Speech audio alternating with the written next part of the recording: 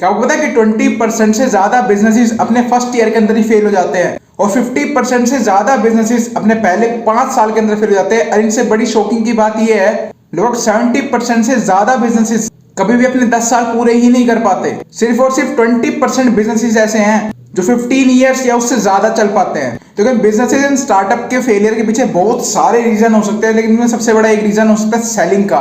क्यों बिजनेसेस की selling techniques ठीक नहीं थी। अगर आपको अपने बिजनेस में सेलिंग की दिक्कत हो रही है, आपका माल नहीं बिक रहा है टाइम पे, तो मैं आज आपको सेल्स की ऐसी 3 टेक्निक बताने वाला हूं जो अगर आपने अपने बिजनेस के अंदर इंप्लीमेंट कर ली तो आपके पास इतने ज्यादा कस्टमर आएंगे कि आपसे संभाले नहीं जाएंगे। और जो इसमें से थर्ड वाली टेक्निक है, अगर आपने अच्छे से समझ के अपने बिजनेस के अंदर इंप्लीमेंट कर ली, देन आई प्रॉमिस यू जो भी कस्टमर आपके पास आएगा कभी मुड़ के किसी और के पास नहीं जाएगा।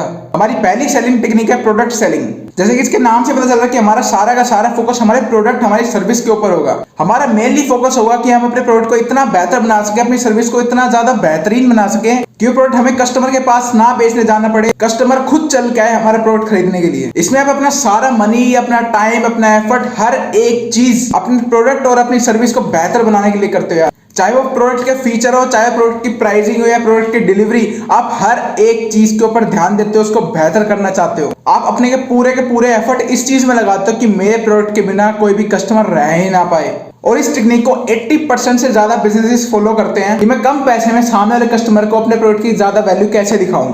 अब चलते हैं सेलिंग टेक्निक नंबर 2 की तरफ। नंबर 2 टेक्निक का नाम है सॉल्यूशन सेलिंग। जैसे कि इसके नाम से ही पता चल रहा है कि वो अपने प्रोडक्ट से ज्यादा कस्टमर की प्रॉब्लम का सॉल्यूशन ढूंढने पे फोकस करेंगे। मतलब इसमें पूरा का पूरा फोकस आपके कस्टमर की नीड पे होगा कि कस्टमर को क्या चाहिए, उसकी ऐसी कौन सी प्रॉब्लम है जो मेरे प्रोडक्ट के बिना सोल्व ही नहीं हो सकती। जहां हमने प्रोडक्ट सेलिंग में प्रोडक्ट सेंट्रिक अप्रोच अपनाई थी, वही हमें सॉल्यूशन सेलिंग के अंदर कंज्यूमर सेंट्रिक अप्रोच अपनानी है। और इस सेलिंग का प्रोसेस थोड़ा सा लंबा होता है। आपको अपने कंज्यूमर के, अपने कस्टमर की प्रॉब्लम को डीपली एनालाइज करना होता है, उसके बाद अपना प्रोडक्ट पिच करना होता है कि उसकी ऐसी कौन सी प्रॉब्लम है कि वो खुद सोल्व ही नहीं कर सकता मेरे प्रोडक्ट के बिना।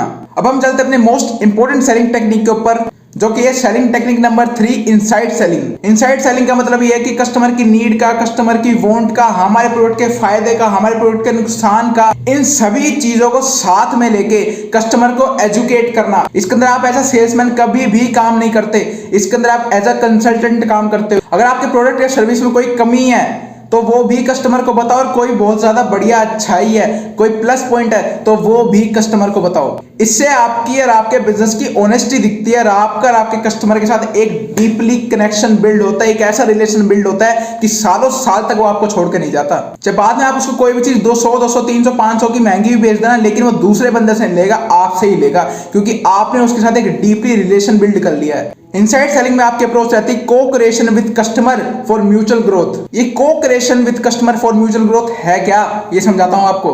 को creation with customer for mutual growth का मतलब ये, को मतलब कंज्यूमर, अपने कस्टमर के साथ मिलकर कुछ ऐसा क्रिएट करना जिससे आपके कस्टमर का, कंज्यूमर का भी फायदा हो और आपके बिजनेस का भी फायदा हो। इन शॉर्ट कस्टमर ही आपका पार्टनर बन जाता है इस टेक्निक के अंदर। जैसे कुछ साल पहले नाइकी के सीईओ मार्क पाकर ने किया था, उन्होंने ऑफिशियली अनाउंस कर दिया था कि आप नाइकी की वेबसाइट पे जाके वहां पे अपने शूज को कस्टमाइज कलर दे सकते हो। तो जब नाइकी के शूज को कस्टमाइज कलर करने का ऑप्शन आया तो यूजर नाइकी की साइट पे जाता, अपना मनपसंद कलर फिल करता और शूज को ऑर्डर कर लेता। इससे कस्टमर को यही फील आती है मेरी तो कंपनी है। अच्छा, नाइकी के अलावा और किसने किया? BMW ने भी किया था 2010 के अंदर। BMW ने 2010 में को क्रिएशन लैब नाम से कॉन्टेस्ट लॉन्च किया था, जहां पे उन्होंने लोगों से पूछा था कि हमारे प्रोडक्ट में क्या क्या चेंज कर सकते हैं, आपको क्या क्या चीजें और ऐड करानी है, आप ये बताइए हमें। तो यार कंज्यूमर भी बड़ा खुश हुआ, यार कंपनी मेरा कितना ख्याल रखती है, जो मुझे चाहिए वो मुझे बना के देगी। एक और एग्जांपल देता हूँ कि यूनिलीवर ने भी 2010 में एक कॉन्टेस्ट लॉन्च किया था, जहां पर उन्होंने लोगों से पूछा था कि हमारे प्रोडक्ट में आपको पैकेजिंग की दिक्कत लगती है, डिलीवरी की दिक्कत लगती है, फ्रीजिंग की दिक्कत लगती है, कूलिंग की दिक्कत लगती है, हॉटनेस की दिक्कत लगती है, ऑयल ऑक्सीडेशन की दिक्कत लगती है, या फिर और कोई भी प्रॉब्लम लगती है